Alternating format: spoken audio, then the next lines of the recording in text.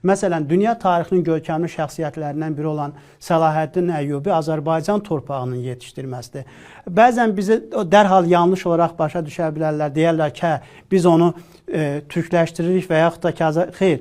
Bunu bütün dünya elmi qəbul edir ki, yəni mötəbər mənbələrdə var. Səlahiddin Əyyubi Azərbaycan bölgəsində, Zəngəzur bölgəsində anadan olmuş, onun babaları, ataları burada olmuş və buradan o Səlcuqların bilirsiniz ki, sərkərdəsi idi də. Səlcuqların əsas mərkəzlərindən biri də, bazalarından biri də Azərbaycan torpağı idi və buradan getmişdi məhz deməli həmin bölgəyə.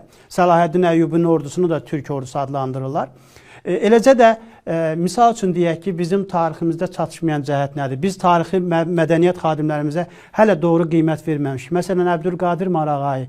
Bilirsiniz ki, Əbdülqadir... Hətta mən deyərdim ki, Şah Təhmasibin özünün əsərlərinə çox az qiymət vermişik. Əbdülqadir Marağayi bilirsinizmi ki, Osmanlı klassik musiqisinin banisidir. Biz Əbdülqadir Marağayinin adını çəkirik, dərslikdə veririk ki, 13-14-cü əsr Azərbaycan musiqicisidir. Amma Osmanlı klassik musiqisinin banisi məhz Əbdülqadir Marağayidir. Bunu mən yazmıram. Bunu görkəmli Osmanlı tarixçisi Halil İnalcıq yazır. O qeyd edir ki, bəli, Allah rəhmət eləsin, Osmanlıda klassik musiqinin əsasını məhz Əbdülqadir Marağayi qoymuşdur.